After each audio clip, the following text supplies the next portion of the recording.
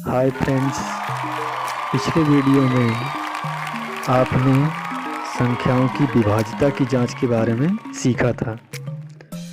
आज के वीडियो में हम आपको संख्या की अभाज्यता की जांच किस प्रकार करते हैं, means test of individuality of numbers किस प्रकार ज्ञात करते हैं उसको समझेंगे।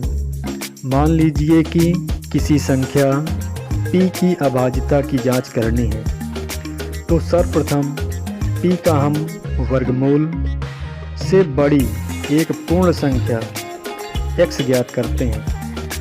अब x तक की अभाज्य संख्याओं से p की विभाज्यता की अलग अलग जांच करते हैं। यदि x की सभी अभाज्य संख्याओं में से कोई भी संख्या p को विभाजित नहीं करती है तो p एक अभाज्य संख्या होगी, और यदि कोई भी संख्या p को विभाजित कर देती है तो फिर p अभाज्य संख्या ना होकर आपकी भाज्य संख्या होगी। इसको उदाहरण के तौर पर समझेंगे।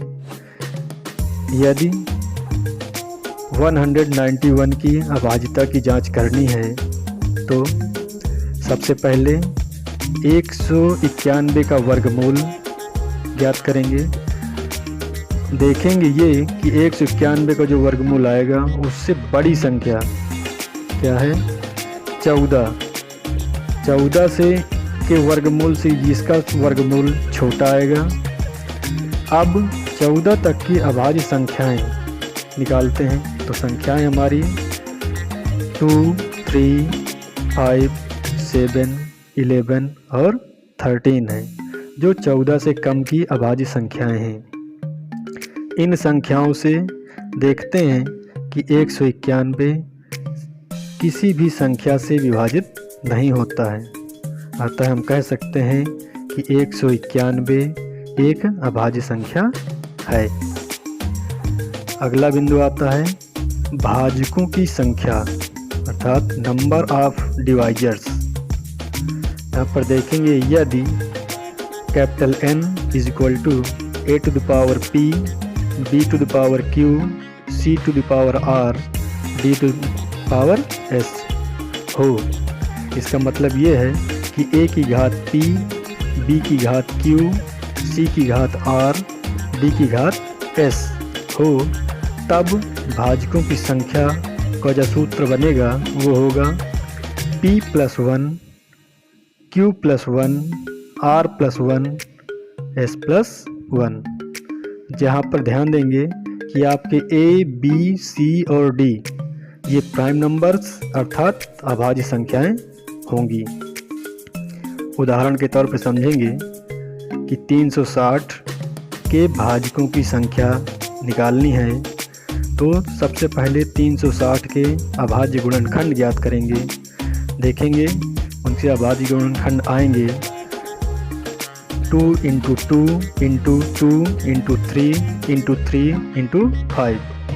इसको घात के रूप में समायोजित करेंगे तो हो जाएगा 2 की घात 3 गुणे 3 की घात 2 गुणे 5 की घात 1। अब ये आपके फार्मूले के रूप में बन गया है। अब भाजकों की संख्या निकालेंगे तो जैसे P+1 है तो यहाँ पर 2 की घात 3 है तो 3 + 1 हो जाएगा। दूसरे पे B की घात Q है तो Q यहाँ पर आपका 2 होगा तो 2 + 1 हो जाएगा। और C की घात R है, यहाँ पर हमारा C 5 है, उसकी घात 1 है तो 1 + 1 हो जाएगा। हल कर लेंगे। हल करने पे 3 + 1 4, 2 + 1 3, 1 + 1 2, सभी का गुणा कर देंगे तो आ जाएगा 24। तो हम कह सकते हैं कि 360 के जो भाजकों की संख्या होगी वह 24 है। अगला बिंदु देखेंगे अभाज्य गुणनखंडों की संख्या किस प्रकार ज्ञात करते हैं। नंबर ऑफ प्राइम फैक्टर्स, इस पे भी A to the power P, B to the power Q, C to the power R, D to the power S के अभाज्य गुणनखंडों की संख्या उसी प्रकार P plus Q plus R plus S होती है, जहाँ पर A, B, C और D आपके प्राइम नंबर्स अर्थात अभाज्य संख्याएं होती हैं। उदाहरण के तौर पर इसको समझेंगे। 4 की घात 9 गुणे 9 की घात 4 गुणे 7 की घात 7 में आपको अभाज्य गुणनखंडों की संख्या निकालनी है। तो किस प्रकार निकालेंगे देखेंगे। 4 की घात 9 गुणे 9 की घात 4 गुणे 7 की घात 7। यहाँ पर 4 के हमने फैक्टर फिर कर लिए, तो 4 के फैक्टर हो जाएंगे 2 गुणे 2 पूरे घात 9। इसी प्रकार 9 के गुणनखंड करेंगे। 3 त्रिको 9, 3 गुणे 3 की घात 4। 7 का आपका सिंपल है, 7 की घात 7। अब इसको फार्मूले के रूप में अलग अलग कर देंगे। अलग अलग आ जाएगा 2 to the power 9 into 2 to the power 9 into 3 to the power 4 into 3 to the power 4 into 7 to the power 7। सूत्र में आपने देखा है अभाज्य गुणनखंड की संख्या ज्ञात करने के लिए सभी घातों को जोड़ देते हैं, अर्थात P plus Q plus R plus S। इसी प्रकार जितनी भी घातें हों सबको जोड़ देते हैं। यहाँ पर हम सभी घातों को जोड़ेंगे तो 9 plus 9 plus 4 plus 4 plus 7 equal to 33 आ जाएगा। तो इस पे जो अभाज्य गुणनखंडों की संख्या होगी वह 33 होगी। अगला नियम आता है सरलीकरण, जिसे हम कहते हैं सिंप्लीफिकेशन। इसको आपने देखा होगा कि यदि कोई क्वेश्चन दिया हुआ है तो उस पे कई तरह के सिंबल आ जाते हैं, जैसे रेखा कोष्ठक होता है, छोटा कोष्ठक, मंझला कोष्ठक और बड़ा कोष्ठक होता है। तो उनको हल करने का एक नियम होता है, उसको समझेंगे।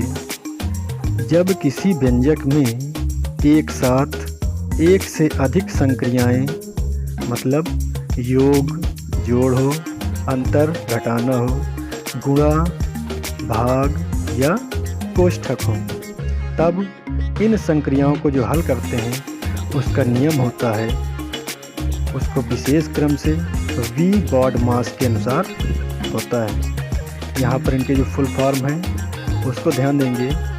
V पहला अक्षर है V का मतलब है विनकुलम, अर्थात दंड या रेखा कोष्ठक।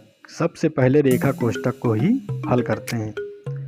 दूसरा है कैपिटल B, इसको कहते हैं ब्रैकेट। ब्रैकेट मतलब कोष्ठक। इस पे भी 3 तरह के कोष्ठक आते हैं, बड़ा कोष्ठक, मंझला कोष्ठक और छोटा कोष्ठक। तो सबसे पहले छोटे कोष्ठक को हल करते हैं, उसके बाद मंझले कोष्ठक को हल करते हैं और फिर बड़े कोष्ठक को हल करते हैं। फिर आपका आता है O is equal two of. Of का मतलब आप जानते ही हैं का होता है, और का मतलब गुणा होता है।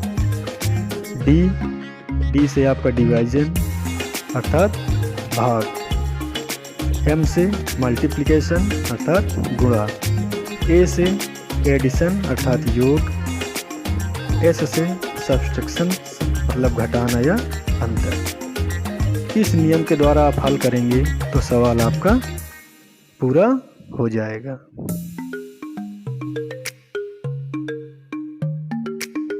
इसको उदाहरण के रूप में समझेंगे। जैसे क्वेश्चन आपका दिया हो 3 बड़ा ब्रैकेट 2 प्लस मंझला ब्रैकेट 6 माइनस छोटे ब्रैकेट में 4 प्लस 3 माइनस 1। 3 माइनस 1 के ऊपर रेखा कोष्ठक है, फिर सभी कोष्ठक बंद हो गए, छोटा कोष्ठक बंद, मंझला कोष्ठक बंद और बड़ा कोष्ठक बंद। इसको हल करने का जो तरीका है वो ध्यान देंगे। सबसे पहले आपको बताया गया है रेखा कोष्ठक, बाकी सब चीज़ें आपको उसी तरह लिख देनी है, केवल रेखा कोष्ठक के ऊपर ध्यान देना है। जैसे यहाँ पर आपका 3 माइनस 1 के ऊपर रेखा कोष्ठक है, तो आप सबसे पहले 3 में -1 को घटाएंगे। विशेष तौर से ध्यान ये देना है, यदि रेखा कोष्ठक चिन्ह के ऊपर भी आता है तो उस चिन्ह को भी लेके साथ में सवाल हल करते हैं। लेकिन यहाँ पर हमारा जो रेखा कोष्ठक है वो केवल अंकों के ऊपर है, 3 - 1 के ऊपर है। तो 3 - 1 को सबसे पहले हल करेंगे, तो 3 में -1 करेंगे तो आ जाएगा आपका 2। फिर अगले नियम पे आपका आता है कि छोटा कोष्ठक हल करते हैं। बाकी सेम चीज़ उसी तरह उतारेंगे, 3 ब्रैकेट में 2 प्लस मंझला ब्रैकेट 6 - 4 + 2, फिर सभी कोष्ठक बंद किए। अब छोटे कोष्ठक को जब हल करेंगे तो 4 + 2 कितना हो जाएगा 6। सेम उसी तरह उतारेंगे, 3 बड़े ब्रैकेट में 2 प्लस मंझले ब्रैकेट में 6 - 6, फिर मंझला कोष्ठक बंद, बड़ा कोष्ठक। अब इसके बाद आता है मंझला कोष्ठक हल करना। मंझले कोष्ठक में जब हल करेंगे तो आप देख रहे हैं कि 6 में 6 घट जाएगा तो क्या आ जाएगा 0 आ जाएगा। तो अगले में आएगा 3 बड़े ब्रैकेट के अंदर 2 प्लस 0 बड़ा कोष्ठक बंद। अब 2 में +0 करेंगे तो 2 आ जाएगा, तो 3 × 2 = 6। इस प्रकार आप ध्यान दे के सवाल करेंगे तो आपका सवाल बिल्कुल सही होगा। आज के लिए केवल इतना ही। अगले वीडियो में आपको वर्गमूल और घनमूल के बारे में जानकारी देंगे। धन्यवाद। Thank you for watching. Please like and subscribe. Press the bell icon.